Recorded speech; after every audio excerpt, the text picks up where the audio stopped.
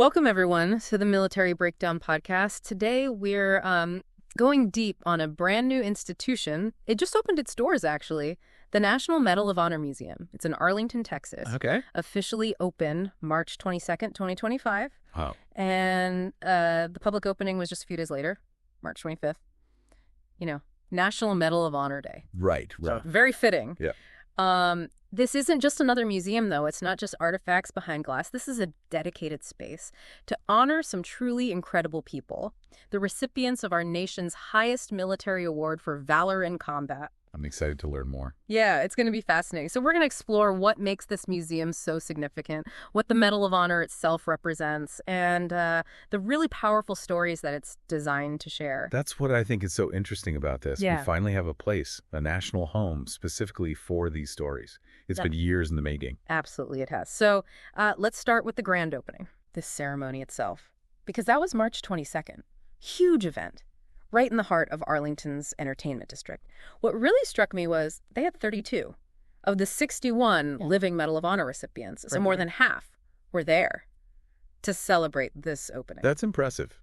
Yeah. Really says something about how much this museum means to them. I think so, yeah. I think they feel like this is finally a place where their stories are really given the space and the recognition they deserve. Yeah, absolutely. And it wasn't just the recipients there. Okay, so who else showed up? It was an interesting mix. National leaders, military leaders, but also some really recognizable faces from entertainment. Like who? So Lee Greenwood saying, Oh, wow. God bless the USA. How fitting. You know, you also had former President George W. Bush, Savannah Guthrie, Gary Sinise, even some of the Dallas Cowboys stars were there. Wow, that's a pretty diverse group of people. It really was, it felt like. All of America coming together to kind of celebrate this open... Yeah, I could see how they were going for that. Definitely. It seems very deliberate, trying to make it an event for everyone. Yeah, to resonate across society. Exactly. So after the ribbon cutting, which is, traditional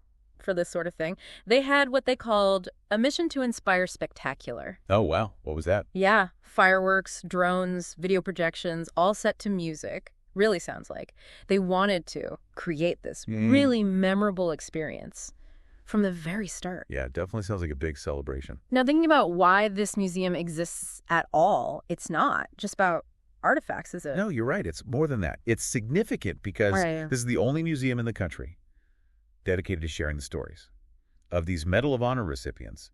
There's over 500 of them. Yeah, that's a great point. It's really the only one. It's solely focused on this. And retired Army Major General Patrick H. Brady, he's a Medal of Honor recipient himself, and he's been very involved in the museum's foundation. He actually described it as a proper home for the Medal of Honor and its recipients. Yeah, and this has been a long time coming. It has. I read that. Some people have been working on this for almost 30 years. Yeah, 3 decades. To make this a reality. That shows some serious dedication. It does. They really feel this is important. To preserve these stories. Show the values. Yeah. The courage. The sacrifice. The patriotism.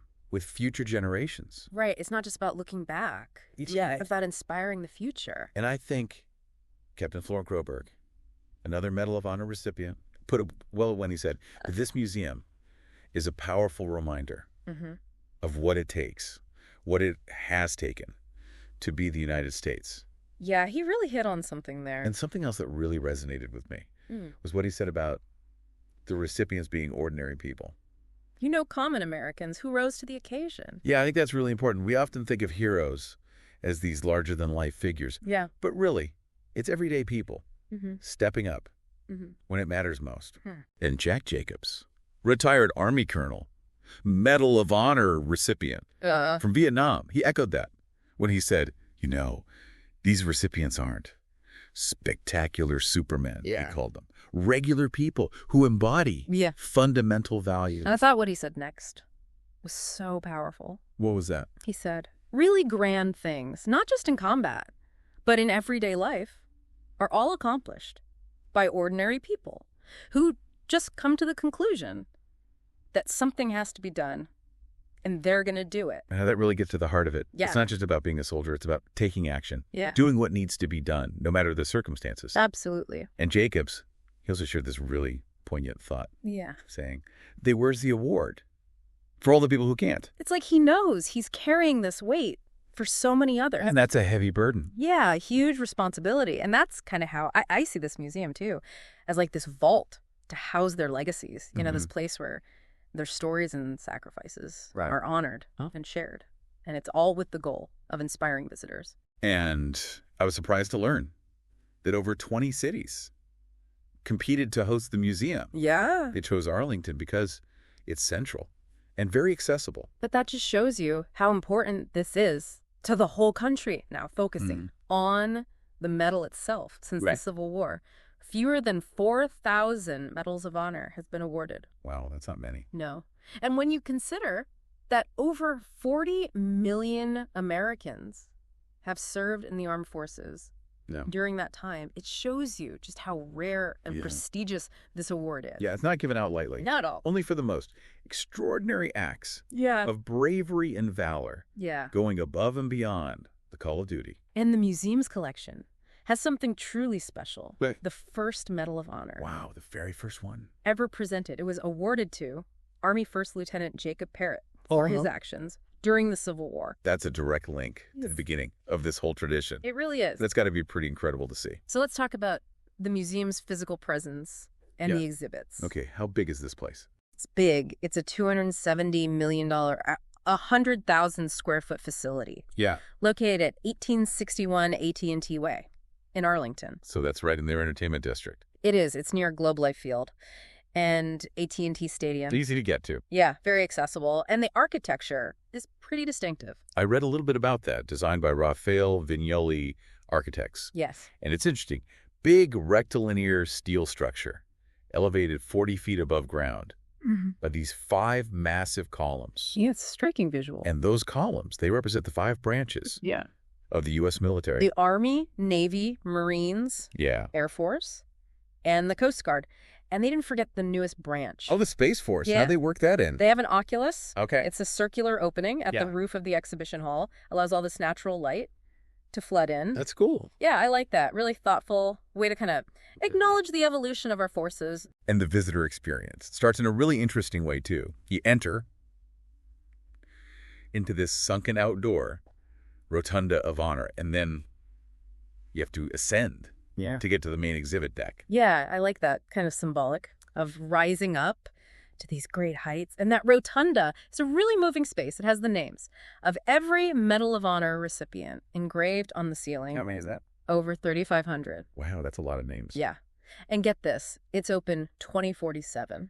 Oh, wow. So you can visit any time. You can. It's pretty special. Yeah, it's like a constant tribute, accessible to everyone. Yeah. And then there's a Ring of Valor, also near the entrance, with all the names as well. So they've really gone all out in honoring the recipients. The exhibits themselves, they've taken a very specific approach. Okay, what's that? It's been called values and biography based. Values and biography based. What does that mean? So the focus is on the individual stories and these underlying principles of courage, sacrifice, commitment, integrity, citizenship, and patriotism. So it's more than just a military museum. Yeah. It's about these broader human values. Exactly. And Alexandra Rue, she's the senior vice president of museum engagement. She emphasized that.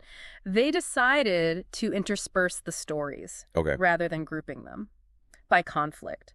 So you have stories from different wars all mixed together to really underscore that these values are shared across time and conflicts. Yeah, I think that's a really interesting approach. I do too. It makes it more about the people than the specific wars. And they've created some truly immersive exhibits. Okay, tell me about some of those.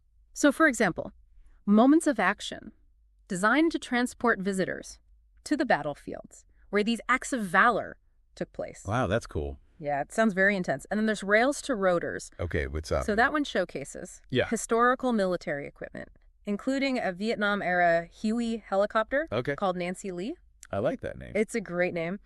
And this particular helicopter was flown by Medal of Honor recipient Major General Patrick Brady. Really? Yeah. That's a great connection. Yeah, it is. You know, it brings this history to life. And it was so big that they had to lift it into the museum before the walls were even finished. Wow, that's a big helicopter. Yeah. And it must have taken some serious planning. No. Another exhibit, More Than a Medal. That one displays personal memorabilia and effects that belong to the recipients. What kind of things? So, beyond the medals themselves, you can see uniforms, flags, dog tags, family photos. Okay. Really personal items, too, like x-rays showing Corporal Kyle Carpenter's injuries. Wow. Yeah. Or Brigadier General George Bud Day's lighter. That's pretty amazing to see those personal items. It humanizes these individuals, you know. It's not just about their accomplishments. It's about who they were as people. Yeah. They even have Rear Admiral Bruce McCandless's book, That Survived the Fighting at Guadalcanal. So these aren't just military items. No, it's like little pieces of their lives. Is that fascinating? And they also have these two corners of the museum with these massive 50-foot projection screens. Wow, that's huge. Yeah. They show these vivid war landscapes, and then there's interactive portals where you can learn more about specific recipients. Oh, that's cool. So you can kind of jump into the history. Yeah, and then there's the dust-off exhibit. Okay, what's that about? So that one lets you experience a Vietnam-era helicopter medical evacuation mission using headsets. Oh, wow. Yeah. So it's like a simulation. It is, and you're inside a replica of a 1968 UH-1H Iroquois Huey helicopter. That sounds really intense. It does. Like, you're really in the thick of it. And then, Yeah. for something even more innovative, they have an interactive theater that uses AI, artificial intelligence, to allow visitors to have these virtual conversations with Medal of Honor recipients. Oh, wow. That's interesting. It is, isn't it? Yeah. So they've recorded over 700 responses to all sorts of questions. So you can ask them almost anything. That's incredible. It's like having a conversation with history. And they're going to rotate the displays over time. Okay, so there'll always be something new to see. Exactly. So you know they can continue to feature more recipients and different artifacts. It's fresh. But even at the opening, they had a really impressive collection, 50 Medals of Honor. Wow. Including that first one. That's amazing. Now, beyond the exhibits themselves, the museum is also home to the National Medal of Honor Griffin Institute. Okay, tell me about that. So this is a leadership institute, and their mission is to inspire and equip people to really live out those values, exemplified by the Medal of Honor. That's fantastic. It is, isn't it? If they're taking it a step further, not just preserving history, but actively trying to instill these values in others. Exactly. And they offer curriculum for students and leadership programs for professionals. And it's named after Kenneth C. Griffin. A fitting tribute. And it's important to note that they're not saying that these values are only for the battlefield or for people in uniform. Courage and duty, they can guide all of us, you know, in our everyday lives.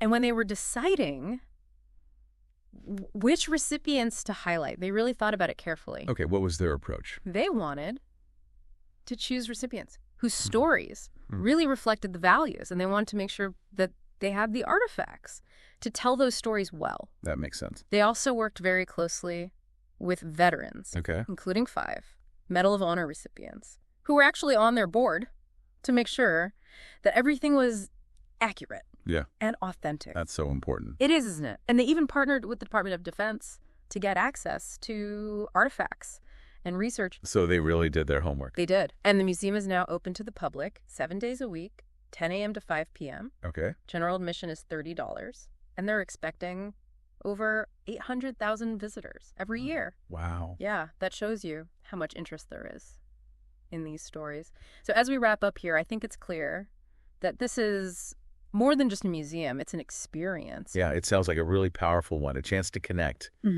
with these incredible stories. Yeah, it really is. Of ordinary people who did extraordinary things. And it's a reminder of the values that make this country what it is. Courage, sacrifice, patriotism, these are things we can all aspire to. Absolutely. We encourage you. Learn more about the museum, maybe plan a visit to Arlington, experience it firsthand. I think it'd be well worth the trip. It sounds like it. And let us know your thoughts in the comments below. Yeah, what are your takeaways? Which stories resonated most with you? And share this breakdown with anyone you think might find it valuable. And be sure to subscribe to the Military Breakdown Podcast for more deep dives into military history and significant institutions. You have a lot more episodes waiting for you. We do. So until next time, thanks for listening.